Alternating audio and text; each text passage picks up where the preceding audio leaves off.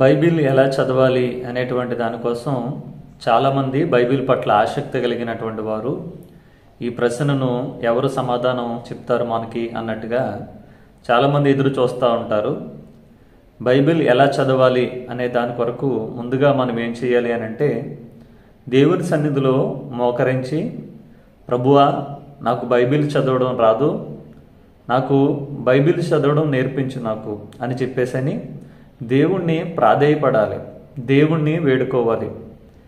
అలాగూ దేవుని సన్నిధిలో బైబిల్ చదవడం, దేవుని యొక్క వాక్యాన్ని చదవడము అనేటువంటి దాన్ని దేవుని యొద్ద నుంచి ముందు కృప పొందుకోవాలి మనం. ఎందుకొరకు అనంటే, దేవుడు తన పరిశుద్ధ ప్రవక్తల ద్వారా జరగబోయేటువంటి విషయాలని దేవుడు ఆయన వ్రాయించాడు కనుక ఏమి ఉద్దేశించి ఉన్నాయో వాటిని గ్రహించుటకు మనకున్నటువంటి జ్ఞానము కానీ మన తెలివి కానీ సరిపోదు.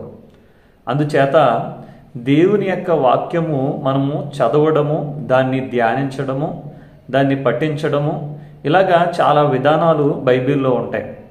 అయితే దేవుని యొక్క వాక్యాన్ని మనం చదువుతూ ఉన్నప్పుడు బైబిలు సర్వసాధారణంగా మనము ఆదికాండం నుంచి ప్రకటన గ్రంథం వరకు సాధారణంగా మనం చదువుకుని వెళ్ళిపోతూ ఉంటాం. దాన్ని బైబిల్ చదవడం అంటారు. అలాగే చదివినటువంటి వాక్యమును మరలా ధ్యానించడం అనేటువంటిది ఉంటుంది. దాన్ని దావీదు భక్తుడు కీర్తనల్లో చాలా స్పష్టంగా చెప్పాడు. అయితే మనము బైబిల్ చదవడానికి ముందుగా మనకి ప్రార్థన అనేటువంటి అవసరత ఉన్నది. అక్కడ ప్రార్థనలో బైబిల్ చదవడం అనేటువంటి కృప పొందిన తర్వాత మనం బైబిల్ చదవడం ప్రారంభించాలి. ఎందుకొరకు అనంటే, బైబిలు నువ్వు చదువుతూ ఉన్నప్పుడు నీలో నాలో ఉన్నటువంటి ఆ చీకటి ఏదైతే ఉంటుందో దాని మీద ఈ వాక్యములో ఉన్నటువంటి వెలుగు ప్రకాశిస్తూ ఉంటుంది అన్నమాట. అది మనలో ఉన్నటువంటి ప్రతి బలహీనతల్ని, ప్రతి విధమైనటువంటి లోపములను, మనలో ఉన్నటువంటి అవిధేయతలను అది ముందుగా మనల్ని సరిచేస్తూ ఉంటుంది, సెటరేట్ చేస్తూ ఉంటుంది అన్నమాట. అది బైబిల్ చదివేటువంటి విధానం. వాక్యము నువ్వు చదువుతూ ఉన్నప్పుడు ముందుగా నిన్ను సరిచేస్తూ, నిన్ను మారుస్తూ, నిన్ను సిద్ధపరుస్తూ ఉన్నట్లయితే నువ్వు చదువుతున్నటువంటి బైబిల్ విధానం అనేటువంటిది సరైన పద్ధతిలో ఉంది అని అర్థం.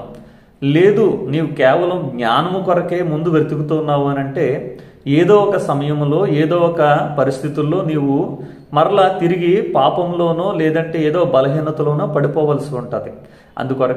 అందుకొరకు బైబిలు చదవడం అనేటువంటిది మొట్టమొదటిగా ప్రార్థన అనేటువంటి కృప ద్వారా ప్రారంభించి, అది నీలో ఉన్నటువంటి ప్రతి బలహీనతని, నీలో ఉన్నటువంటి ప్రతి విధమైన లోపములను అది నీకు తెలియపరచడమే కాదు, నీ మనస్సుకి తెలియపరచడమే కాదు, అది నీలో పశ్చాత్తాపాన్ని కలుగు చేస్తుంది. నీలో ఆ పాపమును గురించినటువంటి లోతైనటువంటి కన్నీటిని నీ కన్నుల గుండా నువ్వు చదువుతూ ఉన్నప్పుడే నీలో నుంచి ప్రవహింపచేస్తుంది. అప్పుడు నీవు మరలా దేవుని యొక్క పాదాల యొద్దకు వస్తావు. మరలా దేవుని పాదాల యొద్దకు వచ్చి మరలా దేవుని సన్నిధిలో అయ్యో నేనెంత పాపనా అని నువ్వు గ్రహించగలుగుతావు. ఈ గ్రహింపు నీకు వస్తూ ఉందంటే బైబిల్లో నీవు చదువుతున్నటువంటి ఆ విధానం సరైనటువంటి విధానంలో, సరైన పద్ధతిలో ఉందని దాని అర్థం. ఎందుకొరకు అనంటే, దేవుని యొక్క వాక్యము వెలుగై ఉన్నది. ఆ వెలుగు నీ మీద ప్రకాశిస్తూ ఉంటుంది.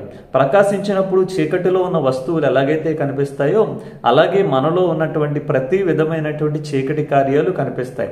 అయితే కేవలం వాక్యము మనలో ఉన్నటువంటి చీకటి కార్యాలను అవి చూపించడం మాత్రం కాదు, దాన్ని శుభ్రం చేస్తూ ఉన్నది, దాన్ని పరిశుద్ధపరుస్తూ ఉంటుంది, పవిత్రపరుస్తూ ఉంటుంది. హృదయాన్ని పవిత్రపరుస్తుంది, శరీరాన్ని పవిత్రపరుస్తుంది, రక్తమును పవిత్రపరుస్తుంది, మన ఆలోచనల్ని, తలంపుల్ని, ఉద్దేశాలను అన్నిటినీ కూడా పవిత్రపరిచి సరిచేస్తూ ఉంటుంది అనమాట. వాక్యానికి ఇలాంటి గుణం ఉన్నది.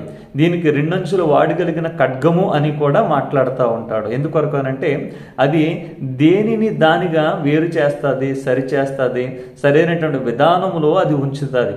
ఇంకా వాక్యములో మనము చదివే కొలది వాక్యములో జీవం ఉన్నది.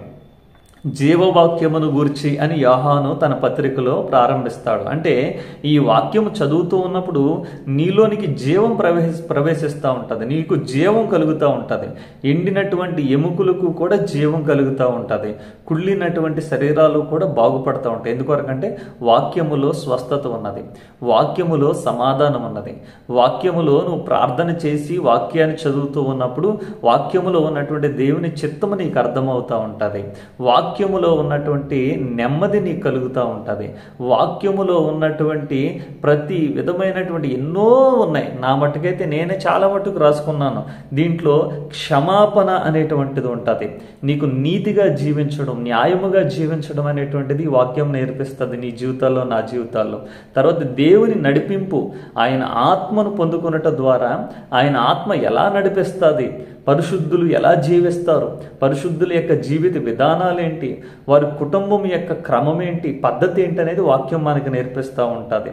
తర్వాత మనకి జ్ఞానము, ఎవరికైనా తెలివి లేకపోయినా, జ్ఞానము లేకపోయినా, వివేకం లేకపోయినా ఈ వాక్యము చదువుతూ ఉన్నప్పుడు సామెతల్లో అంటాడు, తెలివి లేని వారికి, బుద్ధి లేని వారికి, వివేకం లేనిటువంటి వారికి ఈ వాక్యము ఏం చేస్తూ ఉంటుంది అంటే జ్ఞానమును, వివేకమును, బుద్ధిని ఇవన్నిటిని కూడా కలుగు చేస్తూ ఉంటుంది. ఇంకా ఈ వాక్యములో నిత్య జీవం ఉన్నది. ఈ వాక్యం చదువుతూ ఉన్నప్పుడు లేఖనాలు యందు మీకు నిత్య జీవం అంటే ఈ వాక్యములో నిత్య జీవం ఉన్నది. దీంట్లో మనకి దీర్ఘాయుష్యం ఉన్నది. అంటే మనం ఏం చేస్తే మనం ఎక్కువ కాలం బ్రతకగలం, మనము దేవుడు మనకు నేర్పిస్తాడు. తల్లిదండ్రులను సన్మానించండి, మీకు దీర్ఘాయుష్యం అన్నాడు. మనం ఆహారాల గురించి ఆలోచిస్తూ ఉంటాం, కానీ దేవుని యొక్క వాక్యాన్ని మనం పక్కన పెడతా ఉంటాం.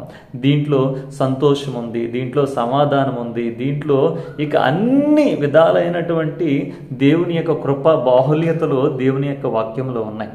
కనుక బైబిల్ చదవడం అంటే కేవలం ఆదికాండం నుంచి ప్రకటన గ్రంథం వరకు మనం చదివేయడం కాదు.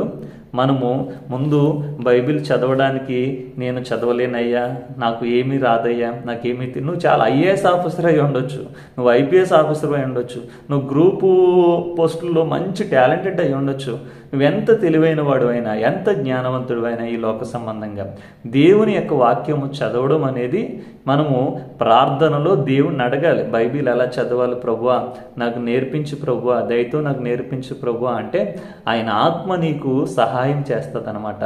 నీ బలహీనతలను చూచి నీకు ఆయన సహాయం చేయవాడై ఉన్నాడు. కనుక ప్రార్థనతో బైబిల్ చదవడం అనేది ప్రారంభించుకోండి.